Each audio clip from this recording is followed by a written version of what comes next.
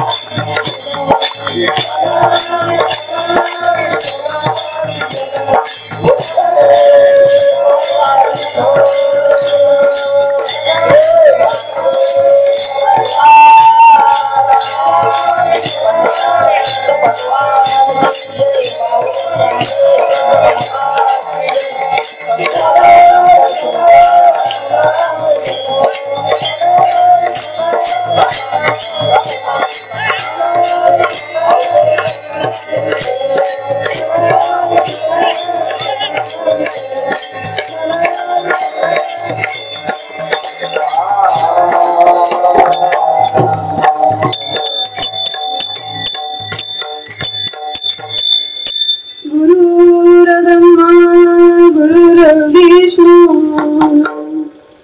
गुरुर्देवो महेश्वरा गुरु साक्षात परब्रह्म तस्मै श्री गुरुवे नमः। ओम श्रीपाद नमो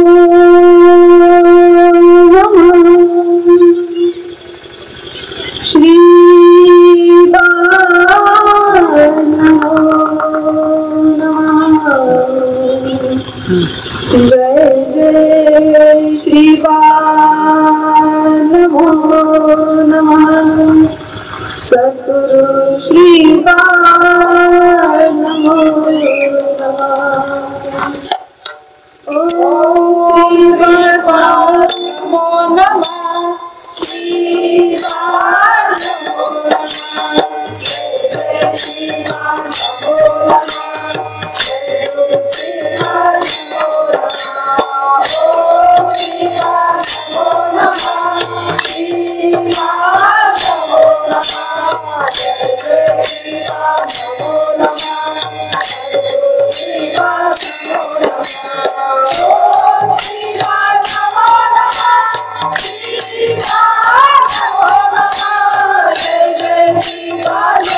नमः।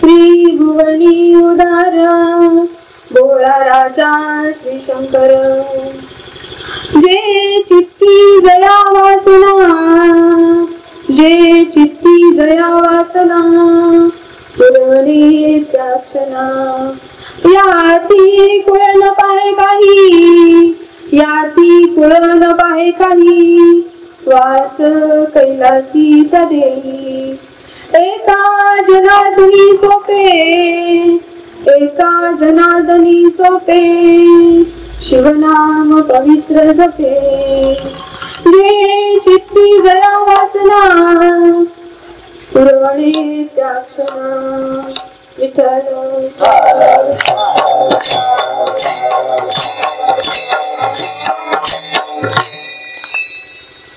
महाशिवरात्र आणि त्यानिमित्ताने कीर्तन सेवेसाठी अभंग घेतला आहे। संत श्रेष्ठ एकनाथ महाराजांचा 4 चरणांचा अभंग आहे। प्रस्तुत अभंग हा भक्तिपर आहे। भक्तिभावाने भगवंताचे गुणगान केलेले आहे। तसं पाहायला गेलं तर भगवंत हा निर्गुण निराकार आहे, पण तरी सुद्धा गुणात वर्णन का केलंय? कारण आपण गुणामध्ये अडकलोय आणि ते शिवतत्व संतांच्या रूपात येऊन आपल्याला योग्य असं राजमार्ग तयार करून योग्य अशा गुणांचा आधार देत राजमार्ग तयार करून आपल्याला त्या निर्गुणापर्यंत घेऊन जायचंय। गुणातून निर्गुणाकडे घेऊन जाण्यासाठी ते संत महात्मे आपल्याला अभंग सांगत असतात। तर मग काय आहे या अभंगाचा अर्थ? भगवंत कसं आहे? भगवंत हा त्रिभुवनी उदार आहे, त्याच्यासारखं कोण उदार नाहीये। तो या सृष्टीचा राजा आहे, पण तरी तो भोळा आहे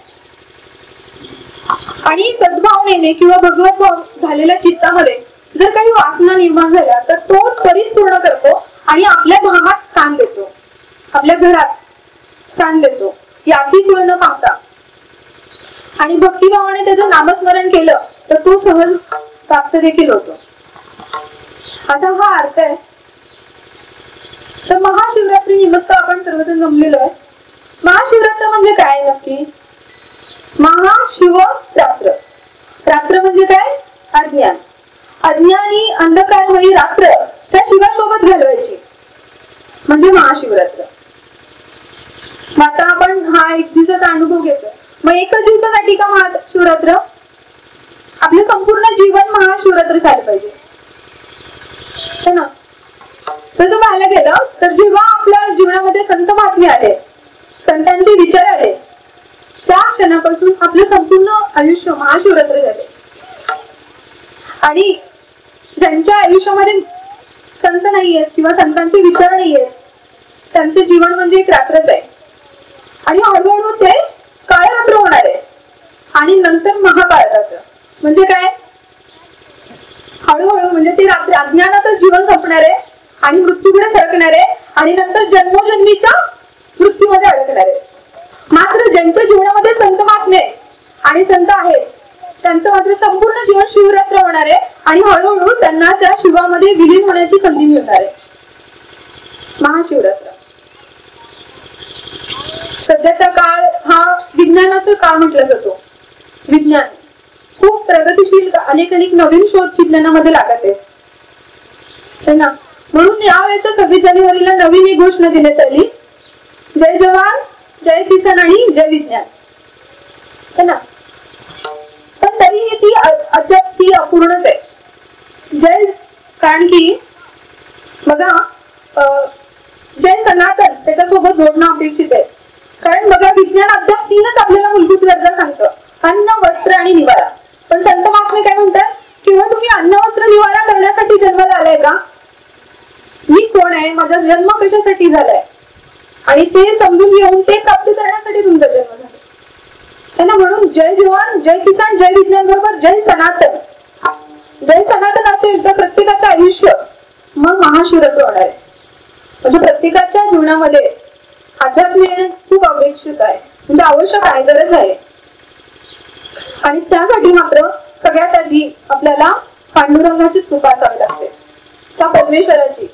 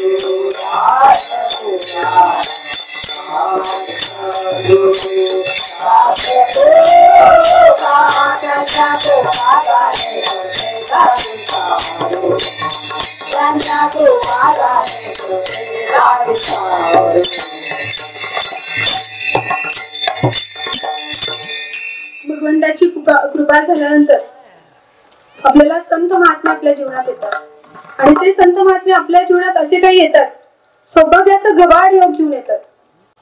उदाहरण खूप देता येईल, पण एक उदाहरण द्यायचं म्हटलं तर जगद्गुरु संत श्रीपाद बाबा आपल्या प्रवचनातून आणि कीर्तनातून नेहमी सांगायचे की तुमचा श्वास आणि माझा श्वास वेगळा नाहीये. तुमचा श्वास आणि माझा श्वास एकच आहे. तुमच्या नाकातील हवा आणि माझ्या नाकातील हवा एकच आहे, वेगळी नाहीये. आणि त्यालाच धरून आपले बाबा सांगतात की आज आपण इथं त्या एका शिवाचं भजन करणार आहे, तेही एका श्वासावरती. घरी आपल्याला ते भजन आपण एका मुखाने करत असतो, पण इथं मात्र आपल्याला जेवढे लोक सगळे आहेत त्या सगळ्यांच्या मुखाने एकाच वेळेला, म्हणजे घरी भजन करण्यात किती अंतर आहे आणि इथं करण्यात किती अंतर आहे. इथं आपण एका श्वासावरती एका शिवाचं भजन अनेक मुखाने, किती ऊर्जा असेल, म्हणजे किती गवळ योग. आणि आजचा योग बघितला तर महाशिवरात्र आहे, आपल्या गोशाळेचं उद्घाटन आहे, सत्संगासारखं सर्वश्रेष्ठ आपल्याला दिलंय आणि त्याचबरोबर अनेक मुखाने आपल्याला भजन करण्याची संधी मिळाली आहे. आणि त्याचबरोबर आज अजून एक विशेष दिवस की आपला महाकुंभ मेळा, त्याचा आज शेवटचा साई स्नान आहे. आपल्या या कुंभमेळ्याचं संपूर्ण जगाने एक अद्भुत दर्शन घेतलेलं आहे, एक अद्भुत ऊर्जा दर्शन. असंख्य असे साधू संत महात्मे तिथे जाऊन त्यांनी स्नान केलं त्या महाकुंभमेळ्यात. महाकुंभमेळा कुठे भरतो?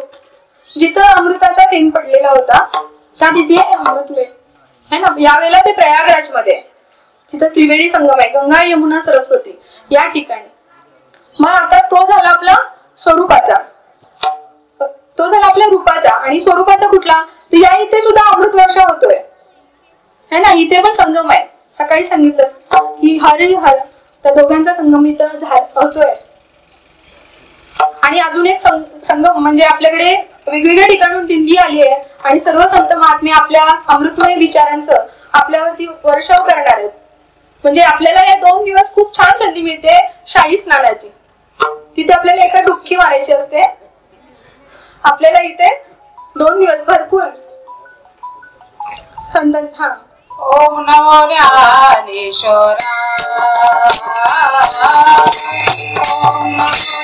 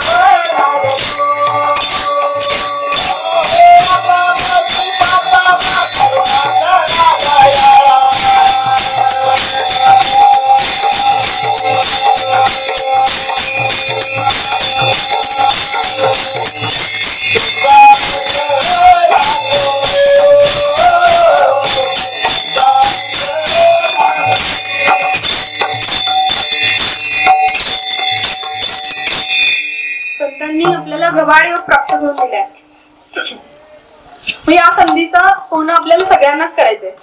इथं कीर्तन कोण करते? बाबांनी आपल्या सर्व भेद काढलेले. मी कीर्तन करते पण तुम्ही नसाल तर मी कोणाकडे करणार? प्रत्येक जण इथं महत्वाचं आहे. पुढे बसलेले तेवढेच मागे पण बसलेले. ही टाळकरी आणि मृदुंगमणी नसते तर किती बेरंग होऊन जाईल कीर्तन. सगळेजण महत्वाचे आणि सगळ्यांना या संधीचा फायदा घ्यायचा, आपल्याला सोनं करून घ्यायचं. त्यामुळे सगळ्यांनी या जे पण काही अपंग असतील, जे काही आहे प्रमाण, त्या सगळ्यांनी टाळ्या वाजवायचे. आपल्याला ही संधी आहे. एवढा गबाडे योग एकाच वेळेला कितीतरी केलं.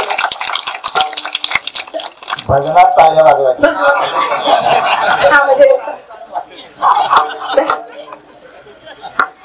असं की आपल्याला, आपण खूप भाग्यशाली आहे की आपल्याला संतांची सुद्धा कृपा झाली, भगवंताची पण झाली आहे आणि संतांची सुद्धा झाली आहे आपल्याला कृपा. आपल्या अपंग मग असे हे संत महात्मे आणि भगवंत कसे आहेत? त्रिभुवनी उदार, त्रिभुवनी उदार आहेत आणि हे त्रिभुवनाचा राजा आहे, पण तरी ते भोळे. मग उदार म्हणजे नक्की कसं? उदार या शब्दाचा अर्थ काय आहे तर बघा, समुद्र मंथन झालं अमृतासाठी, अमृत प्राप्त करायचं होतं आणि समुद्र मंथन झालं. सगळ्यात आधी हलाहल विष निघालं आणि ते विष एवढं भयंकर होतं की संपूर्ण सृष्टीचा नाश होणार होता. म्हणजे अमृतासाठी केलं आणि संपूर्ण सृष्टीचा नाश होण्याची वेळ आली. मग त्यावेळेला सर्व साधू संत किंवा देव ऋषी दानव सर्व चिंतातूर झाले की आता या हलाहल विषाचं करायचं काय. त्यावेळी भोळे शंकर उदार झाले है ना, आणि ते सर्व विष प्राशन करून संपूर्ण सृष्टीला त्यांनी वाचवलं. त्रिभुवनी उदार म्हणजे आपल्याला त्या प्रसंगामध्ये उतरून पाहिजे, अगदी त्याच्यामध्ये उतरून पाहिजे, तर त्यातली आपल्याला तळमळ समजेल, त्यातला गुही अर्थ समजेल. म्हणजे परमेश्वराचा उदारपणा समजून घेतो तर आपल्याला पण खूप कोमल हृदयाचं झालं पाहिजे. त्रिभुवनी उदार हा असाच एक प्रसंग आहे की एक वारकरी असतो आणि तो अन्नसत्र चालवत असतो आणि त्याचा एक नियम असतो, अन्न सगळ्यांना द्यायचं पण भजन केल्याशिवाय भोजन नाही.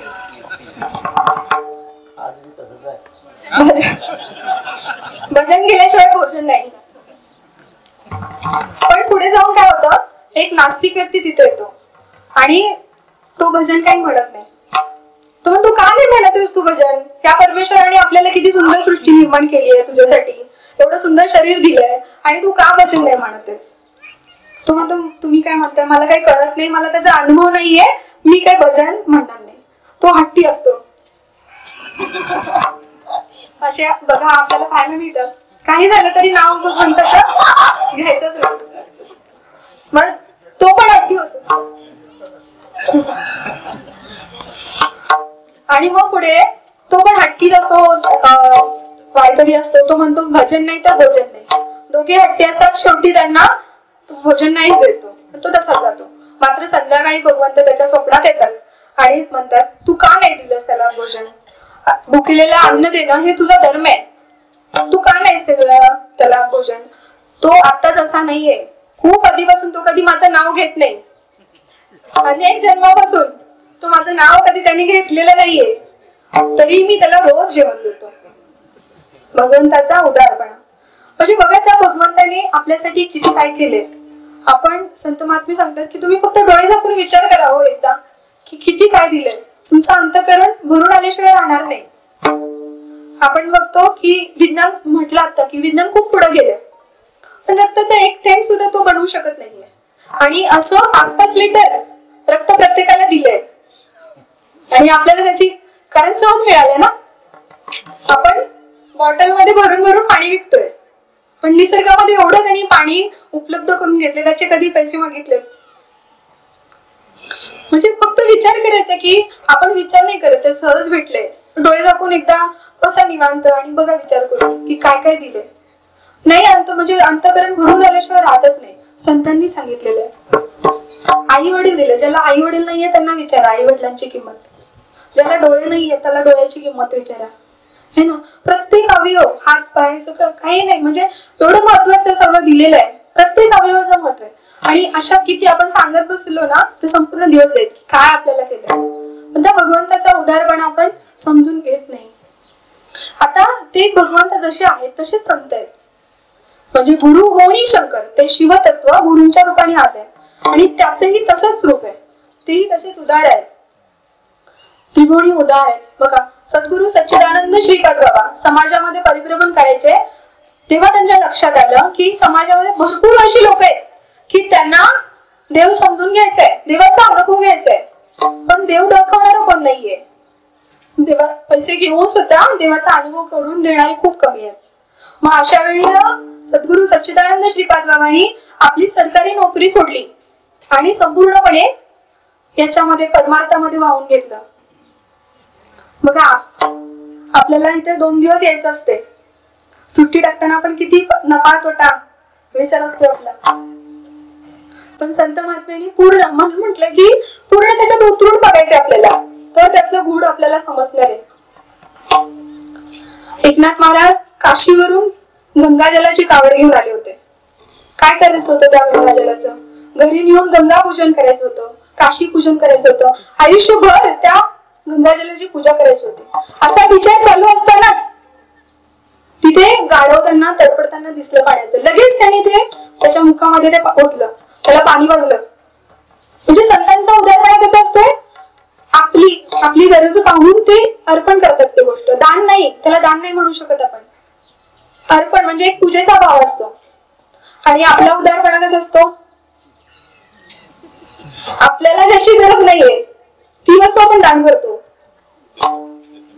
म्हणजे जुनी झालेली कपडे, शिल्लक राहिलेलं अन्न, अशा गोष्टी आपण दान करतो. म्हणजे आपण समजून घेतोय. विसोबा शास्त्रींनी एवढा ज्ञानेश्वर माऊलींना त्रास दिला, त्यांचा जीवन नरक व्हावं यासाठी त्यांना खूप त्रास दिला. त्यांच्या आई वडिलांना देहांत प्रायश्चित्त मिळावं म्हणून सगळ्यात अग्रेसर विसोबा शास्त्री होते. आणि त्यांचाही ज्ञानेश्वर माऊलींनी उद्धार केला. जनसेवेपायी काया झिजवावी, घाव सोसून या मने रिजवावे. म्हणजे लोकांचा मनाचा उद्रेक ते सगळं सहन करून समाज कल्याणाचं कार्य करतात. असं असताना काही दिवसापूर्वी एक नेत्या म्हणाले होते की ज्ञानेश्वर माऊलींनी फक्त रेड्याला वेद शिकवले.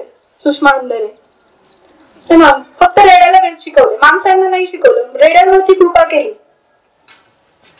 त्या निमित्ताने सांगावंच वाटतंय की ज्यांना असं वाटतंय की संतांनी आमच्यावरती कृपा नाही केली, त्यांचं जीवन म्हणजे एक चुकलेलं गणित आहे. आणि ते समजून घेण्यासाठी त्यांना इथं सत्संगात यावं लागेल आणि समजून घ्यावं लागेल कसे संत उदार आहेत, कसं ते सगळ्यांवरती कृपा करतात आणि आपलं गणित कसं चुकलंय. निश्चित त्यांचा सुद्धा उद्धार होणार. ते इथं बसले.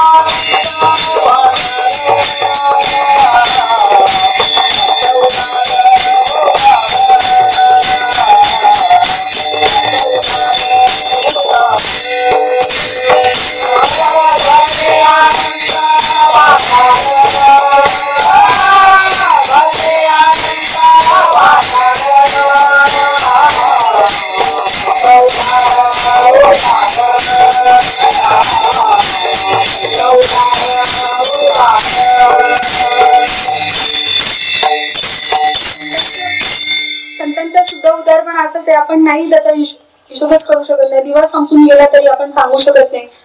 असं तर आपल्यामध्ये काहीतरी आपलं चुकतंय.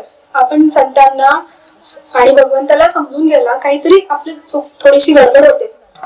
काय होते बघा, भोळा म्हणजे काय? देव भोळा आहे. आपण म्हणतो देव भोळा आहे. कसा भोळा आहे तो? वेडसर अज्ञानी. काय आपल्या मनात आहे वेड भोळा म्हणजे? आपल्यानुसार भोळा बघा की देव भोळा आहे. फुल नाही, फुलाची पाकळी पण स्वीकार करतो. म्हणून फुल देण्याची ऐकत असताना सुद्धा पाकळीच देतो. देव आपली मीठ भाकरी गोड मानून घेतो. म्हणून पंचपक्वान्न देण्याची ऐकत असून सुद्धा मीठ भाकरीच. म्हणजे कसं देव भोळा आहे? काहीतरी गडबड होते. म्हणजे कुठे आपलं काय दोष आहे बघा. एक दृष्टांत सांगते, एकदम समजेल, स्पष्ट होईल. एक मुलगा असतो श्रीमंत बापाचा आणि तो वडिलांच्याकडे हट्ट करतो, मला इम्पोर्टेड बाईक हवी आहे. मग वडील पण काय पैशाची कमतरता नसते, इम्पोर्टेड बाईक देतात.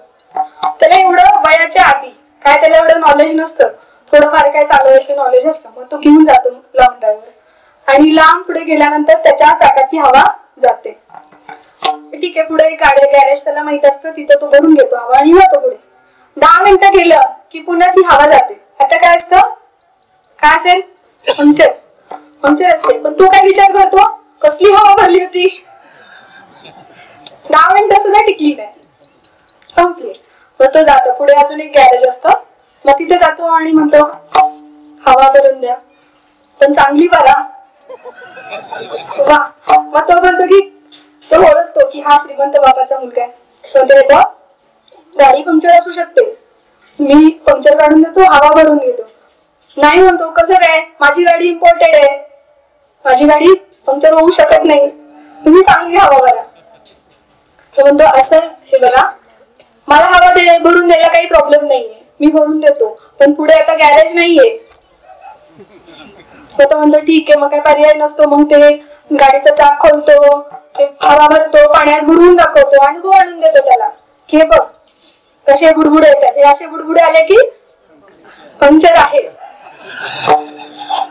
तर मग तो हवा भरतो आणि मग घेऊन जातो गाडी, त्याची व्यवस्थित त्याला बरं वाटतं आणि सुखरूप आरामात पुढचा प्रवास करतो.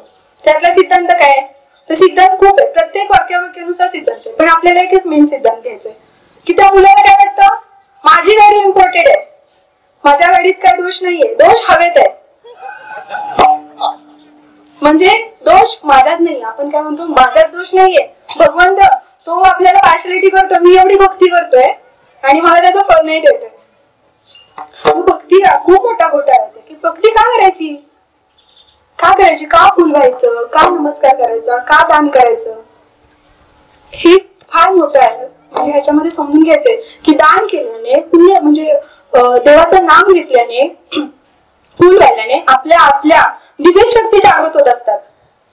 त्यासाठी करायचं का, मी भक्ती करतो म्हणजे माझ्या सगळ्या सुखाची जबाबदारी तुझीच, माझं सगळं दुःख हरण केलं पाहिजेच, असं आहे का. म्हणजे भक्ती का करायची असं, म्हणजे किती आपण बघतोय नवस हे सगळे हातून झाले ना. म्हणजे आपलं काहीतरी चुकतंय आणि काय चुकतंय ते बघून घेऊया आपण नंतर. पण तत्पूर्वी तो तसाच आहे, तो त्रिभुवनी उदार आहे आणि तो गोळा आहे. त्याला काही गरज नाही हो आपल्या ह्याची, आपल्या फुलाची, पाकळीची किंवा आपल्या पंचपक्वानाची गरज नाही, कशाचीच गरज नाहीये. तरी पण तो त्रिभुवनाचा राजा आहे. मग तो भोळा कसा आहे, तो भावभोळा आहे. भक्तिभावाने आपण त्याचं नाम घेतलं तर तो खुश होतो त्याच्यामध्येच. मग हा सिद्धांत आहे की तो त्रिभुवनी उदार, आणि हेच आपलं अभंगाचं पहिलं चरण आहे. त्रिभुवनी उदार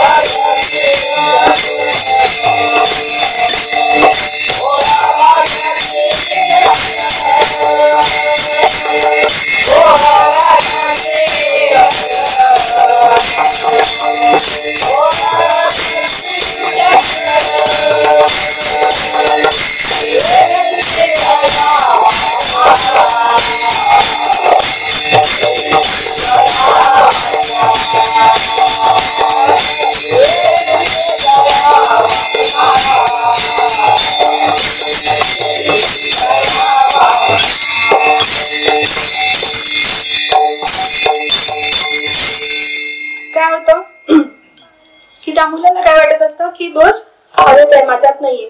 पण सत्य हे आहे की आपल्यामध्ये काहीतरी उणीव आहे, आपल्यामध्ये काहीतरी दोष आहे, आपल्यामध्ये काहीतरी भ्रम आहे आणि आपल्यामध्ये काहीतरी विकार आहेत. ते समजून येत नाहीये.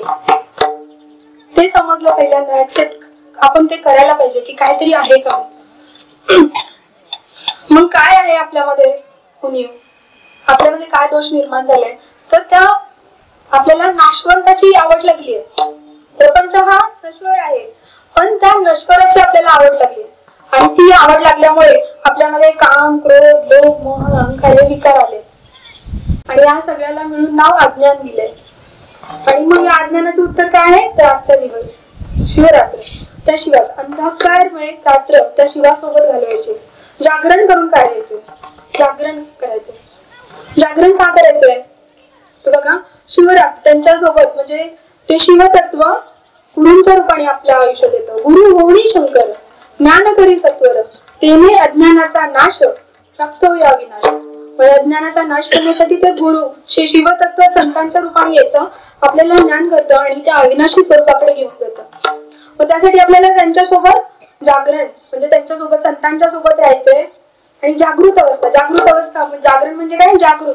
तरी अवधान ऐकले दीजे, अवधान तरी अवधान ऐकले दीजे, मग सर्व सुखाशी प्राप्त होईजे, हे प्रतिज्ञा उत्तर माझे उघडे का. म्हणजे अवधान, संत काय बोलतायत, काय आचरण करतायत, काय सांगतायत, तसं आपल्याला समजून घ्यायचं आणि तसं आचरण करायचं. अजून एका ठिकाणी ज्ञानेश्वर माऊली म्हणतात, प्रसादनामध्ये म्हणतात, जो जे वांछिल तो ते लावो प्राणी जातो. आणि ही प्रार्थना केल्यानंतर प्रार्थना संपल्या लगेच म्हणतात, हा होईल दान बसावं लगेच. पण कधी, त्याच्या आधी सांगितलंय, जय खळांची व्यंकटे सांडो, तया सत्करी रती वाढो, भूता परस्परे करो मैत्र जीवांचे, दुरितांचे तिमिरे जाओ, विश्व स्वधर्म सूर्य पाहो. आणि मग नंतर म्हटलंय, जो जेवांचे ना तो ते लावा. म्हणजे आपल्यातला खळपणा निघून गेल्यानंतर, दुरितपणा निघून गेल्यानंतर, परस्परांमध्ये प्रेम भाव निर्माण झाल्यानंतर आणि मग त्याच्यानंतर हे सगळं झाल्यानंतर मग जो जेवांची म्हणजे जेव्हा आपण संतांच्या सानिध्यात राहतो, त्यांच्या रीतीने जातो, नाम घेतो, प्रभू अनुग्रह प्रबोध या रीतीने जातो, तेव्हा ते आपली भ्रांतीपासून मुक्ती करतात. जे काही आपल्यामध्ये भ्रम आहे, जे काही अज्ञान, तेने भ्रांतीपासून हरितिले, गुरु वाक्य म्हणत उतले, मग आत्मरूपी घातले हारोनिया.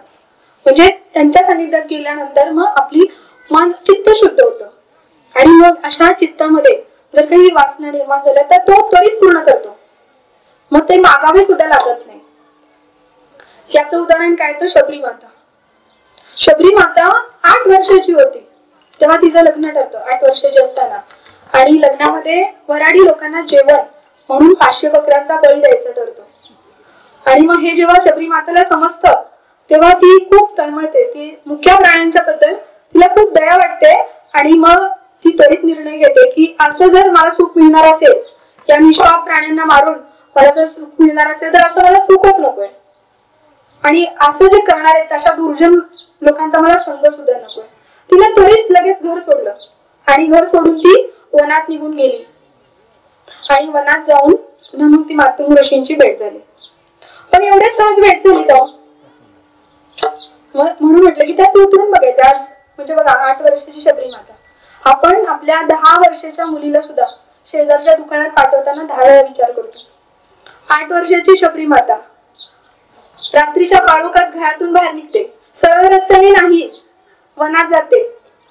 वनात श्वापद, जंगली जनावर किंवा काही अजून दुष्ट लोक वगैरे नसतील का, त्या सर्वांपासून कुणी वाचवलं, त्या सर्वांपासून कुणी वाचवलं. आणि तो जंगलात किती रस्ते असतात, त्यातला तो एकच रस्ता कसा दाखवला जो संतांच्याकडे घेऊन जाणार होता. काय आहे त्याच्या मागचं सत्य, काय वास्तव, काय तर हे वास्तव समज दृष्टीला आपल्याला जे दिसतं तेवढं वास्तव्य नाहीये. खरं वास्तव समजण्यासाठी आपल्याला संतांच्या विचाराचा चष्मा घालावा लागेल, तेव्हा आपल्याला खरं वास्तव समजेल. मग काय याच्या मागचं सत्य काय आहे, तर जेव्हा तिने निश्चय केला की आता मी इथं थांबणार नाही, मला हा संग नकोय दुर्जनांचा, आणि त्या प्राण्यांच्या बद्दल तळमळ निर्माण झाली, त्या क्षणी भगवंताने तिचं रक्षण करायला सुरुवात केली. त्या क्षणी लगेच तिला सगळ्यांपासून वाचवलं आणि तिला तो एकच रस्ता दाखवला जो मातंग ऋषींच्याकडे जाणार होता. असंच भक्त प्रल्हाद बरोबर पण झालं. तो पण 5 वर्षाचाच होता आणि तो 5 वर्षाचा असताना तो असा घरातून निघाला, कोणाचं ऐकलं नाही. तोही असाच लहान बाळ, त्याचंही असंच रक्षण केलं जंगली श्वापदापासून, दुष्टांच्या पासून, आणि मग गुरुभेट घडवून आणली. आणि मग गुरुभेट घडवून त्यालाही ती तळमळ, सद्गुरु देवाची भेट घ्यायची होती ना त्याला, ती देवाची भेट झाली. म्हणजे कशामुळे हे ना, म्हणजे चित्त शुद्ध. तसंच आता तोच अनुभव आपल्याला सुद्धा आहे, आपण सुद्धा तोच अनुभव घेतोय. प्रत्येक ठिकाणी आपल्याला आपला पण बघायचंय. विश्वात्मकेश्वराची स्थापना कशी झाली?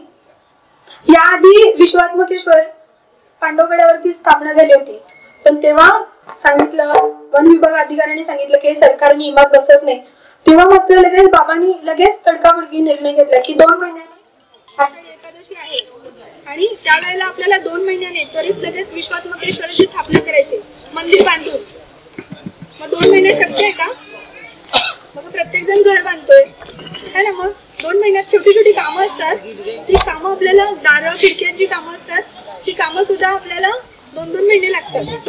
म्हणजे मे मध्ये 7 मेला म्हणजे हे झालं, भूमिपूजन झालं, आणि जुलैमध्ये 9 जुलैला 2 महिन्याने 9 जुलैला उद्घाटन झालं मंदिराचं. कसं काय? कोणती शक्ती कार्य करत होती तिथे? म्हणजे तळमळ, म्हणजे बाबांची तळमळ आणि साधकांची सुद्धा, की बाबांनी सांगितलंय ते आपल्याकडून झालं पाहिजे. म्हणजे ही तळमळ, म्हणजे जसं संतांना तसंच आपला सुद्धा अनुभव आहे, प्रत्येक बाबतीत तसाच आपला अनुभव आहे. म्हणजे आपली गोशाळा सुद्धा केवळ 20 ते 25 दिवसामध्ये तयार झाली. ज्या वेळेला संपूर्ण जग कोरोनानुसार बंद होतं, त्यावेळेला म्हणजे 20 डिसेंबरला 2022 रोजी 20 डिसेंबरला भूमिपूजन झालं, आणि 14 जानेवारी किती दिवस झाले मग? 20 डिसेंबर ते 14 जानेवारी म्हणजे गोशाळा पूर्ण झाली. कसं काय? मग ह्याच्या मागचं सत्य काय? म्हणजे संतांचे, म्हणजे की इथं स्वार्थ नाहीये, इथं परमार्थ आहे, लोककल्याणाचा विशेष आहे. म्हणजे लोककल्याणाचं कार्य आहे, काहीतरी शक्तीपीठ निर्माण करायचंय, हा भगवंत जाणतोय आणि स्वतः त्याचं प्रयोजन आणि नियोजन करतोय.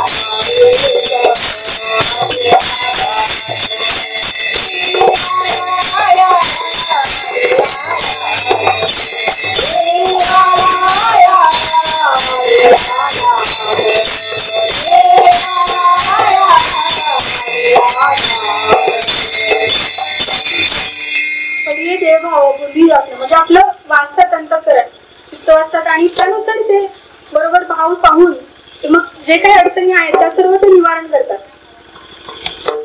पण थोडंसं थांबायचंय. मन आणि चित्त मध्ये काय फरक आहे? मनात आलेला वासना पुरवतो का? मन आणि चित्त काय आहे? मनात येणारे विचार आणि चित्तात फरक काय? चित्ती असं आहे ना ते. पण चित्तात काय? तर मन आणि बुद्धीच्या मध्ये चित्त आहे, मन आणि चित्त याच्यामध्ये बुद्धी आहे.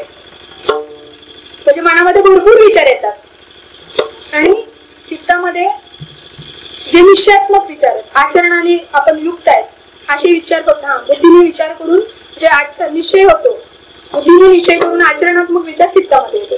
त्याचं चित्तकरण म्हणजे अंतःकरण, त्याचं चित्त निर्मळ आहे, भगवत भावित झाले, अशा वारसनं तो त्वरित पूर्ण करतो. मागायची सुद्धा गरज बाबांनी कधी मागितलंय का? ते सगळं आचरणाला लागतं है ना, की आपल्याला 2 महिन्यात करायचंय, चला आपण भगवंत प्रार्थना नाही केली, बाबा पटकन कर, असं नाही झालेलं. शबरी माता पण म्हटली नाही की मला मी आता घरात चर्चा करते, निर्णय घेते, असा काही तिने प्रस्ताव मांडलेला नाही.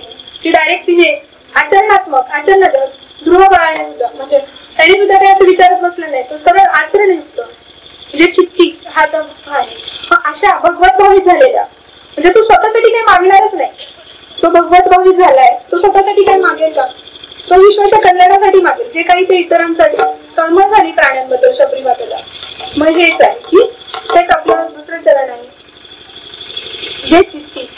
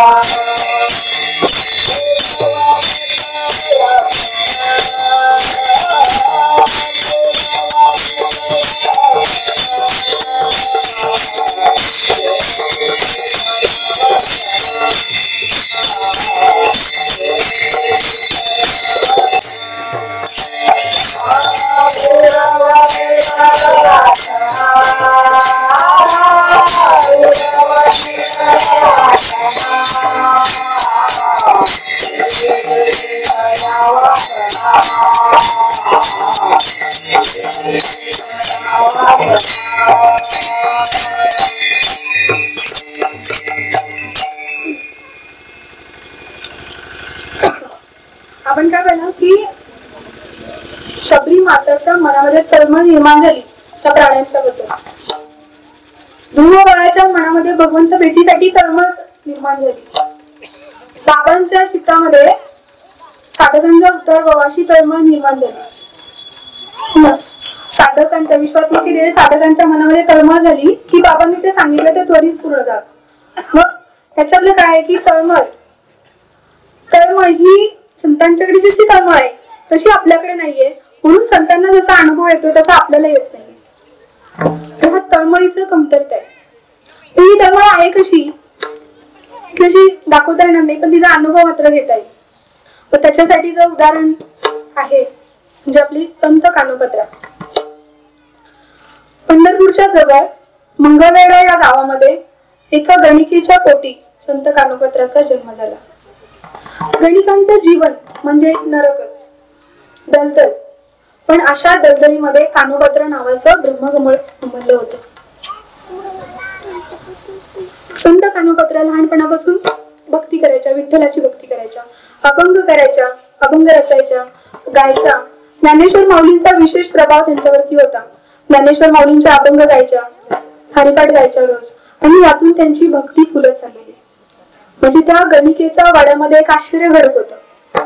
जिथं विषय सुख सर्वात जास्त तिथं भक्ती फुलत होती. मात्र आईला खूप चिंता वाटायची या गोष्टीची. आईला सतत चिंता वाटायची मुलीची कसं होईल. त्या मुलीला समजायची कानो की हे तुझी भक्ती समाज स्वीकार करणार नाही. हा बघ तुलाही समाज स्वीकार करणार नाही. तुला गणिका होण्यापासून या समाजानं दुसरं कुठलंही ऑप्शन ठेवलेला नाही, मार्ग ठेवलेला नाहीये. तुला तर स्वीकार नको. तू जेवढ्या लवकर स्वीकारशील तेवढं चांगलं आहे. पण कानोपत्रा म्हणायचे की आई तू चिंता करू नको, माझी विठू माऊली आहे माझं सुख दुःख पाहायला, तू चिंता करू नको. आणि त्यांची भक्ती वाढत गेली. पण जसं जसं वय वाढत जाईल तसं तसं समाजातील दुष्ट नजरा वाढत्या वेळाबरोबर पडू लागल्या आणि हर एक प्रकारे प्रयत्न होऊ लागले तिला आपलं करण्याचा. पण कानोपत्राच्या भक्तीमुळे त्यांचं काही चाललं नाही दुष्ट लोकांचं. मग त्यांनी अजून पुढचा विचार केला दुष्ट लोकांनी, माझी होत नाही ना, मग तिचं पूर्ण आयुष्य बर्बाद करून टाकायचं. हा विचार बघा, इतका दुष्ट विचार आहे. आज सुद्धा किती मुलींचं आयुष्य त्या दुष्ट विचाराने होत आहे. आज सुद्धा समाजामध्ये किती प्रत्येक महिन्याला आपण बातमी अशी वाचतोय. आणि म्हणून आपल्याला फक्त विज्ञान नाही शिकवायचंय, अध्यात्माबरोबर विज्ञान शिकवायचंय, किंबहुना आधी अध्यात्म शिकवायचंय आणि त्याच्या जोडीला मग विज्ञान शिकवायचंय. काळाची एक खूप भयंकर, त्याच्यातून मुलांना संयम ब्रह्मचर्याचं महत्व समजेल. नक्की प्रेमाची व्याख्या काय आहे? इथं आलं की सर्वच विषय सुटतात. म्हणून आधी अध्यात्म. मग कसं होतं, त्या दुष्टांनी असं ठरवलं की त्यांचं जीवन नरक करून टाकायचं. तर बिदरचा बादशाह त्याच्या जन्मखान्यात कानोपात्राला पाठवायचं. कानोपात्राला आणि तिच्या आईला मग ते वेश बदलून एका दिंडीमध्ये त्या जातात. पंढरपूरमध्ये पोहोचतात. तिथे पोहोचतात. मात्र हे बिदरचे जे सैनिक असतात ते सुद्धा पोहोचतात काठी आणि कानोपात्राला पकडतात. आता सर्व म्हणजे संपले. म्हणजे तिच्या दृष्टीने सगळ्या आता काय पुढे करायचं. पण तेव्हा तिला एकच गोष्ट आठवते. मग तेव्हा ती म्हणते की मी तुम्ही बोला तिकडे येते, फक्त मला एकदा त्या पांडुरंगाचं दर्शन घेऊ द्या. एकदा मला त्याचं दर्शन घेऊ द्या. मग मी तुम्ही सांगाल तिथं मी येईल. मग ते म्हणतात ठीक आहे, एकदा दर्शन तू घे आताच चालेल. मग अशा काही तरुण ते कानोपात्रा तिथे जातात. हरणीचे पाडस व्याघ्रे तळी आले, मजला की तैसे झाले तेव्हा. हरणीचे पाडस पकडल्यावर हरणीची जी वाघाने जर हरणीचं पाडस पकडलं आणि तिचं हरणीची जी अवस्था होते तशी माझी अवस्था झालेली आहे. तुझं विना ठाव न दिसे त्रिभुवनी, धाव घेई जननी विठाबाई. मला आता तुझ्याशिवाय काय दिसत नाही, आता तू धाव घे माझ्यासाठी. म्हणजे जसं द्रौपदीने हाक मारली कृष्णाला तसं. मोकलून आस झालं उदास केही कानोपात्रेस हृदयात. म्हणजे आता माझी संपूर्ण आशा संपलेल्या आहेत, आता तू मला तुझ्या हृदयातच घे ना. मग जसं मीराबाईला संत मीराबाईंना कृष्णाने आपल्या हृदयात स्थान दिलं, त्याच क्षणी जे म्हणजे काय बोललं पुरवणी त्या क्षणाला पांडुरंगाने आस पुरवली आणि चित्तामध्ये हृदयात स्थान दिलं. पंढरपूरच्या मंदिरामध्ये विठ्ठल मंदिरामध्ये विठ्ठलाच्या चरणी कानोपात्राने आपला देह ठेवला.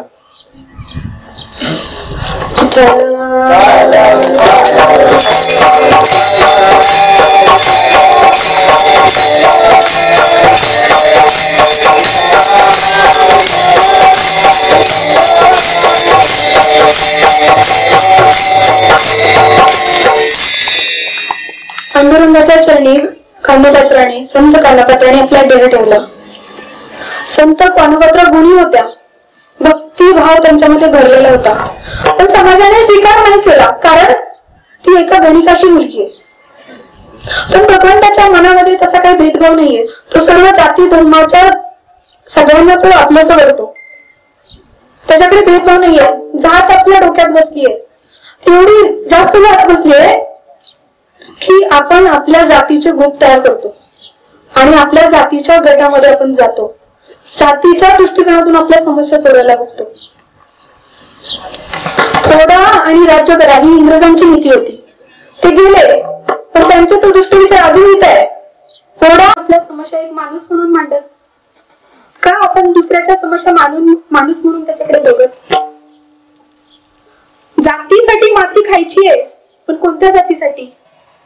184 योनी आहेत, त्याच्यामध्ये ही मनुष्य जात.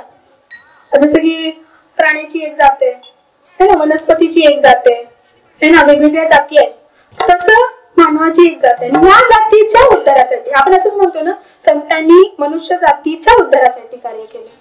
ह्या जातीसाठी आपल्याला आणि संतांनी तेच कार्य केलं, आपल्याला सुद्धा तेच करायचंय. आणि हा सनातन विचार आहे संतांनी हे केलेलं. आणि काळ सुद्धा आता त्याला अनुरूप होतोय.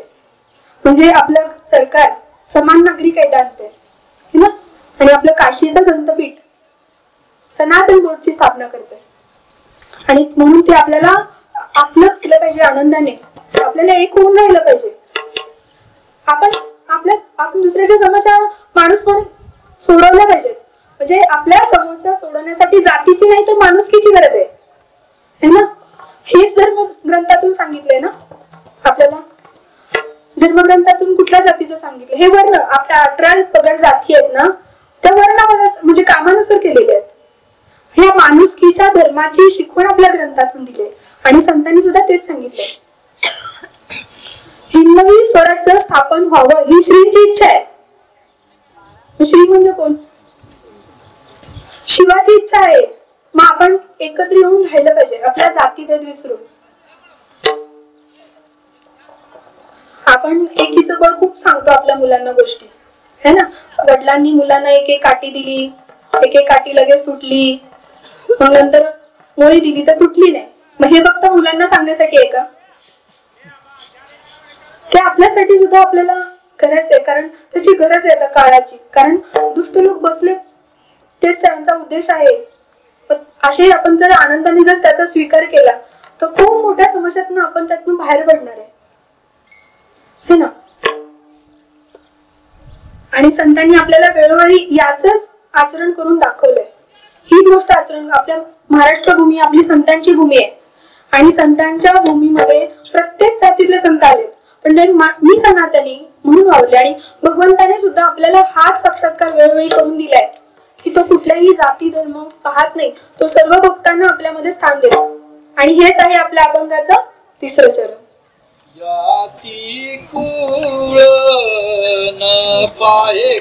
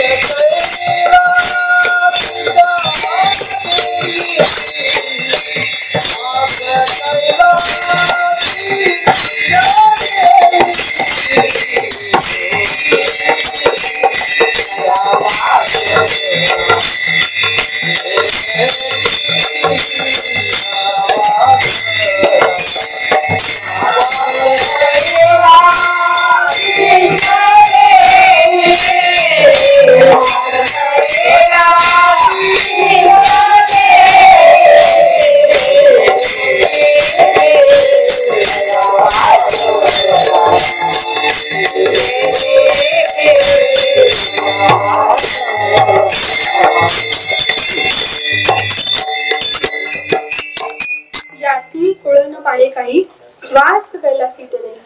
आणि त्याच्या आधीच काय होतं, जे चित्ती जया वासना पुरवणे त्या क्षण. पण बघा अद्याप काही लोकांची असं तक्रार आहे की आमच्या काही इच्छा पूर्ण होत नाही आणि आम्हाला काही कैलासात स्थान आहे असं वाटत नाही. पण त्यांना विचारावंच वाटते की खरंच तुम्हाला कैलासवासी व्हायचंय का? खरंच वैकुंठवासी व्हायचंय का? ते व्हायचं नाहीये. मग इच्छा काय आहे, वासना काय? या प्रापंचिक इच्छा, नश्वर इच्छा, त्याच्यात आपण त्याच्यात पडायला नको. इतक्या लिस्ट मोठी आहे, पण तरीही भगवंत उदार आहे. त्या सुद्धा तुमच्या इच्छा पूर्ण होतील. किंबहुना त्या पण इच्छा आहेत, दात्ताचं जे प्रारब्ध आहे आपलं, त्या इच्छेच फळ आहे. गडबड काय आहे की आपली लिस्टच खूप मोठी आहे. इतकी मोठी आहे की या जन्माची नाही तर कित्येक जन्माची लिस्ट मोठी आहे. आणि ही लिस्ट मग पुढे पर्यंत ही पूर्ण होत, सगळ्या इच्छा पूर्ण होईपर्यंत तो काय आपल्याला तुमच्या मनात असं तुम्ही विसरला असेल त्या इच्छा, पण तो विसरलेला नाहीये. त्या इच्छा पूर्ण झाल्याशिवाय तो काही कळला असेल आपल्याला बोलवणार. चालेल का? चालेल आपल्याला नाही चालणार, पण त्यांना चालतंय म्हणतात. तरी पण किती दुःख झाले, मग त्यातला अनुभव काय येतो, सुख जवळ एवढं आणि दुःख परवा एवढं. संत सांगतात जवळ एवढं पण सुख नाहीये, दुःखच आहे. संसार दुःख मुरो चौकडे दुःखच आहे, दुसरा कुठला पर्यायच नाहीये. म्हणजे तिच्यामध्ये दुःखच आहे. तरी पण बघा एवढं दुःख जरी झालं असेल, म्हणजे चौकडे इंगळ हा एक दृष्टांत आहे बघा, की तिथं दुसरा कुठला पर्यायच नाहीये. एक व्यक्ती आहे, हा दृष्टांत आपण ऐकतो तरी पण त्याच्यामध्ये खूप वास्तव दडलेले, म्हणून आपण पुन्हा पुन्हा ऐकायचं. एक व्यक्ती आहे, तो झाडावरती लटकलाय है ना, आणि ती फांदी तुटायला झाली. खाली पडायचं तर खाली तलाव आहे आणि त्याच्यामध्ये मगरमच्छ एक वाट बघते, कधी हा खाली पडतोय आणि कधी मी त्याचा भक्षण बनवते. जमिनीवरती उडी मारायची तर तिथे एक वाघोबा बसलाय आणि तो पण वाट बघतोय कधी मी याची शिकार करतोय, कधी खाली उडी मारतोय आणि मी त्याची शिकार करतोय. दुसऱ्या फांदीवरती जायचं तर तिथेही एक नाग बसलाय. हा नागोबा मागच्या कार्यक्रमामध्ये तोही म्हणजे कुठेही तुम्ही जा, नाही काही केलं तरी तो फांदीत उठणारच आहे. कुठेही गेलं म्हणजे संसारामध्ये काही करा हे नाश अटळ आहे. मग त्यावेळी संत म्हणतात नको पडू पृथकाच्या बरी, तू एक मूल धरू. त्या भगवंताचं तू नामस्मरण कर, तो आपल्या अचिंत शक्तीद्वारे त्यातून तुला वाचवेल है ना. पण ते सांगतात की तू नको पडू त्या पृथकाच्या बरी. एक नाम तो आपल्याला जपायचंय. म्हणजे बघा तरी पण त्यांना वाटतं की दुःख भेटलं तरी चालेल, नको नाही आम्हाला हेच बरं आहे. आपण त्यांना सांगायला गेलो ना करंट लागल्यासारखं अवस्था होते. आपल्याशी बोलणं कमी करतात. काय काय प्रकार म्हणजे काय धरून आम्ही त्यांना माळ घालणार आहे असं, पण काय हरकत नाहीये. त्यांना पण त्याच्या मागे पण विज्ञान आहे. बघा आपण मगाशी काय बोललो की ज्याच्या जीवनामध्ये अध्यात्म नाही त्याची अंधाराची रात्र आहे, संपूर्ण अंधार. मग कसं काय झालं या ब्रह्मांड कोटी अनंत कोटी ब्रह्मांड नायकाचा प्रकाश कसा काय झाला हे ना सरळ होईल का? डोळे विस्कळूनच घेणार. पण ठीक आहे आपण उदास नाही व्हायचं. आपल्याला असं थोडं वाटतं ना की त्यांनी ऐकलं नाही, आपण किती सांगतो, आपण उदास नाही व्हायचं, आपण प्रकाश होऊनच राहायचं. हळूहळू का महिना ते किलकिले डोळे करून बघतात आणि मग हळूहळू डोळे उघडून बघितलं की मग मात्र त्यांना स्पष्ट म्हणजे ज्यांना दिसतं तर ते मग येऊन बसतात तिथे.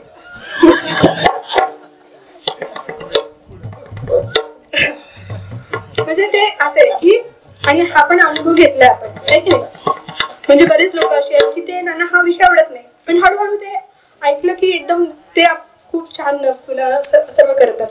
म्हणजे हा विषय आहे की भगवंत सांगतात की तुम्ही त्या पृथकाच्या भरी पडू नका. हा नाम घ्या. संत सांगतात की तुम्ही नाम घ्या, नामाचा जप करा.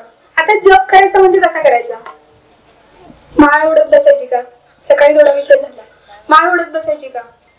तसं काही संत महात्मे माळ देतात, माळ एवढे कर का सांगतात? कारण की आपलं मगाशी बोललो हे मन एवढं वेगवान आहे, प्रचंड मन खूप विचार करत असतं, इतकं विचार की त्याला तेवढा वेळ सुद्धा नामस्मरण करायला जमत नाही. तेव्हा काही काही संत महात्मे काय सांगतात, कमीत कमी बाबा तू एवढा 4-5 माळा तरी ओढ, तेवढा वेळ तरी तू शांत बस, तेवढा वेळ तरी चित्त एकाग्र कर, सगळ्यातून अलिप्त हो, कमीत कमी 100 माळा तरी ओढ. हे मग सुरू होतं. हे विषयात अडकलेलं मन आहे ना फार लबाड असते. ते माळ पटापटावरून मोकळं आणि पुन्हा विषयाचं चिंतन करायला मोकळा वेगवेगळ्या. आणि त्यात आणखी पुढे जाऊन अहंकार करायला, मी एवढ्या माळा ओढल्याशिवाय पाणी सुद्धा पित नाही. म्हणजे हे एवढा प्रकार हे होऊन जातो. म्हणजे अहंकार किती सूक्ष्म आहे. कालच सांगितलं मंगलताईने की सज्जनांचा तर आणखी घातक होऊन जातो तो अहंकार, एवढा सूक्ष्म आहे तो. मग कसं करायचं जप? बाबांनी आपल्याला सांगितले माळेवरती जप नाही करायचं, तुम्ही एकदाच घ्या नाव, प्रेमाने घ्या है ना. तो उदाहरण आपल्याला मोजून मापून करतोय का? मग आपण त्याचं नाव का मोजून घ्यायचं? म्हणजे एकदाच घ्या, आपण मनापासून घ्या, ते खूप अनंतात जमा होते. तेच खूप अनंत माळा जपण्यापासून ते त्याची काही तुलनाच होणार नाही. एकदा नाव जपलं तरी.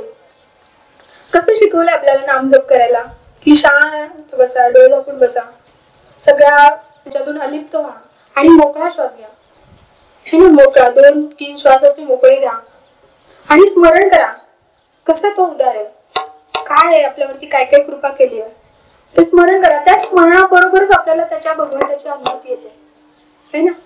स्मरण नुसतं स्मरण केलं तरी. मग पुढे पण तरी पण क्रिया आपल्याला सांगितली की प्रत्येक चक्रावरती आपल्याला 2-2 श्वास द्यायचे है ना, प्रेमाने 2-2. पण आता इथे पण थोडंसं अलर्ट, कारण ते माळेसारखं आपण भरभर 2-2 श्वास तर नाही ना देते. असं म्हणजे की तिथं पण थोडंसं की बाबा प्रेमाने 2-2 श्वास व्हायचे, त्या सप्त चक्रातून 2-2 श्वास वाहत आणि मग ते नाम मुरलं पाहिजे. ते नाम मुरलं पाहिजे. कुठपर्यंत मुरलं पाहिजे? इंद्रियांपर्यंत म्हणजे ते आचरणापर्यंत मुरलं पाहिजे. तसं जर मुरत नसेल इंद्रियांपर्यंत तर काहीतरी गडबड आहे है ना. इंद्रियांपर्यंत ते नाम मुरलं पाहिजे. धोपार कुमाई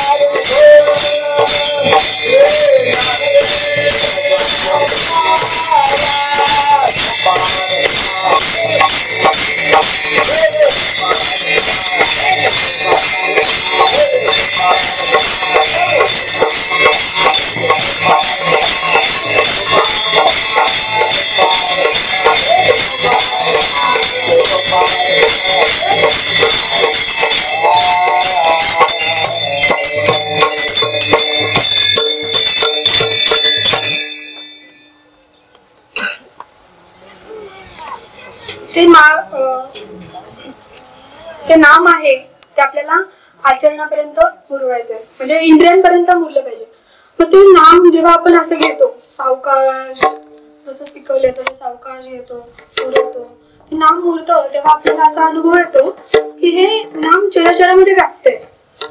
हे नाही ज्ञानदेव असे निवृत्तीचे झाड गगनाहून वाढ नाम आहे. ते गगनाहून वाढ आहे असं प्रत्येक ठिकाणी आहे ना, प्रत्येक ठिकाणी कुठं अशी जागा नाहीये जे आहे नाही ते सगळं नाम. मग हा विषय झालाय की नाम आणि भगवंत वेगळा नाही, तो एकच आहे ना. हा नाम आणि भगवंत वेगळे नाही. तसं बघा घोडा घोडा म्हटलं तर घोडा इथं लगेच अनुभव येईल का आपल्याला? संतांचं स्मरण केलं की लगेच अनुभव येतो की परमेश्वराचं स्मरण केलं की नाम आणि भगवंत वेगळं नाहीये. मग आता नाम जपायचंय आणि कसं जपायचंय? अखंड. अखंड म्हणजे खंडित नाही करायचं. मग आता एखादी शिक्षिका आहे ती अभ्यास शिकवते, अभ्यास शिकवताना कसं नाम जप करणार है ना? कसं करणार? पेपर लिहिताना नाव कसं घ्यायचं? अखंड जपायचं. मग तेव्हा तिथं इंद्रियापर्यंत मुरलेल्याचा अनुभव येतोय. इंद्रियापर्यंत कसं म्हणजे आचरणापर्यंत जे पण आपण काही कर्म करतोय ती त्याची सेवा है ना. म्हणजे त्या जपाचं व्यापक स्वरूप हे सेवा. जप व्यापक स्वरूप म्हणजे कार्य ती करतोय भगवंताची सेवा आहे ना. जप करतोय ती व्यापक स्वरूप झालं सेवा. जे पण काही आपण कार्य करतोय ती सेवा म्हणून, त्या भगवंताची सेवा म्हणून. हा म्हणजे सेवा म्हणून ते प्रत्येक कार्य जपाचं व्यापक स्वरूप म्हणजे सेवा. मग आता पुढे ती सेवा कशी करायची? धर्माने करायची है ना. माझा धर्म काय? मी एक आई म्हणून माझा धर्म काय? एक मुलगी म्हणून माझा धर्म काय? एक देशाचा नागरिक म्हणून माझा काय धर्म आहे? एक साधक म्हणून संतांच्या प्रती माझा काय कर्तव्य आहे? कर्तव्य म्हणजे धर्म. मग अडचण काय आहे? कुठं अडचण आहे? तर आधी काय करायचं है ना. आधी कुठला धर्म? आधी नागरिक म्हणून का आधी घरातला व्यक्ती म्हणून है ना. जसं अर्जुनाला प्रश्न पडला होता आधी सनातन का आधी कुलधर्म है ना. मग त्याच्यासाठी मग पुन्हा संत महात्मेच. मग तिथं सत्संगामध्ये, मग त्या सत्संगामध्ये सर्व सांगतात की सत्संगामध्ये संतांच्या संगतीत आलं की सांगतात की आधी काय. मग तिथं सगळ्याच प्रश्नांची उत्तर मिळतात. तिथं काही शिल्लक राहत नाही. आपल्याकडे काय ज्ञान आहे, काय विकार आहे, काय आहे ते सर्व इथं ते सर्वांचं सॉल्व इथं सत्संगामध्ये संत महात्मे करत असतात. सकाळीच विषय झाला की सत्संगामध्ये मग आपले ते विकार वगैरे तिथे जातात, पण आपल्याला सोबत कोण येतं? ज्ञानेश्वर माऊली. आपले सखे कोण होतात? मग निवृत्ती, ज्ञानदेव, सोपान, मुक्ताबाई. अजून आपण सकाळी गायला अभंग है ना की संता बंता सर्व. मग ते आपली सोबती होते. मागच्या वेळेस झालेला तो म्हणजे बाबांनी तो विषय सांगितलेला की हे आपल्याला जोडीदार भेटलेत. कोण भेटलेत? म्हणजे असं की म्हणजे ते आचरणापर्यंत. म्हणजे सगळ्यांचं उत्तर काय आहे? तर सत्संग हेच सगळ्याचं उत्तर आहे. ह्या सत्संगामध्ये जेवढं पण काय आपलं जितक्या व्यक्ती आहेत तितक्याच विकृती आहे. व्यक्ती तितक्या प्रकृती आणि प्रकृती तितक्या इतक्याच विकृती, प्रत्येकाची विकृती वेगळी आहे, पण त्या सगळ्याची उत्तर एकच आहे, करू नका काही सत्संग. मग अवघड आहे का सोपं आहे? सोपं आहे ना. मग हेच आहे आपलं अभंगाचं चौथं चरण. एका जनार्दनी सोपे.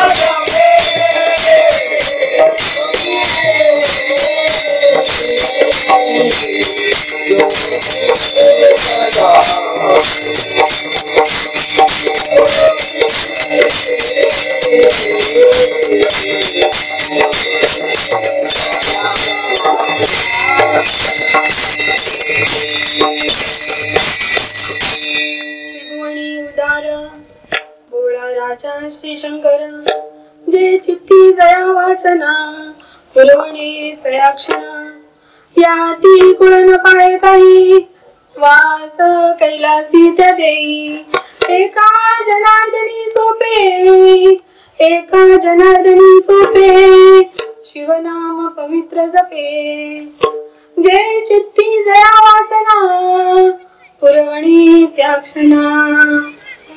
सोपं आहे, सोपं आहे. आता बघा किती सोपं आहे. साधना किती अवघड अवघड लोक करतात. आपण महाकुंभ मेळ्यामध्ये बघितलंय है ना. पंचाग्नी साधन, हातच वर करून बसायचं, काट्यामध्ये बसायचं. मग आपल्याला इथे बसायचं, किती आपले लाड होत आहे तिथे. किती सोपं आहे, किती काय म्हणजे प्रत्येक गोष्टीमध्ये आपले इथे लाडच साठलेलं है ना. एवढं सोपं आहे. हा म्हणजे खूप मागे गाड्या थांबतात, तेवढी करून जायची आणि तिथे पण एकच डुबकी मिळणार आहे. ते पण 2 मिनिटाची, लगेच तिथं गर्दी आहे म्हणून तिथून मागे यायचं. म्हणजे किती सोपे आहे बघा. म्हणजे भूक लागली, अजून काय करतात, भूक लागली तर जेवायचं नाही. आता तुम्हाला म्हटलं आता भूक लागली असेल ना, 2 तास जेवायचं नाही असं म्हटलं तर 2 तास तरी सहन होईल का. पाणी तहान लागली असेल, आता पाणी बंद केलं आपल्याला. तहान लागली पण पाणी नाही प्यायचं अजून, दिवसभर तरी जमेल का. म्हणजे किती अवघड अवघड आहे. आपल्याला एवढं सहज भेटलंय. कालच बाबा म्हणजे कांगड भाऊनी अनुभव सांगितला. 20 वर्ष त्यांनी शोध घेतला पण त्यांना एवढं सोपं नाही भेटलं. आपल्याला एवढं सहज भेटलंय है ना. मग आपण म्हणतो ना की परमेश्वराने ते आपल्याला सहज दिलंय आणि त्या सहज दिल्यामुळे आपल्याला त्याची किंमत नाही. पण आपण त्याच्यात नाही जमवायचं, आपण आता सावध व्हायचं आणि त्याचं महत्व समजून घ्यायचं आणि संतांचं सानिध्य अखंड टिकून राहायचं. आणि याच्यामध्ये सगळं करून घेणार आहेत आपल्याला. सगळं जे जे काही आवश्यक आहे ते सर्व करून घेणार आहेत. निवृत्ती करून देणार आहेत, मुक्ती ते तर म्हणजे सांगितलं सकाळी, ज्ञान सर्व येणार आहे आपल्याला. आपण त्याच्या मागे नाहीच आहोत, ते सगळं येणार आहे. ज्ञानेश्वर माऊली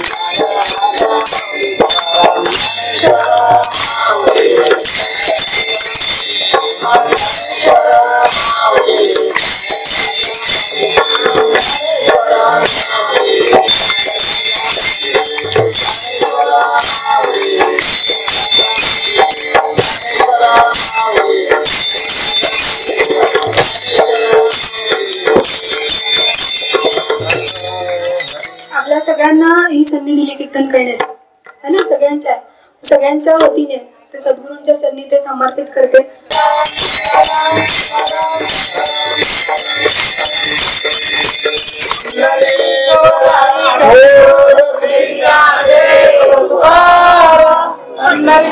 भगवान की जय. माऊली ज्ञानेश्वर महाराज की जय.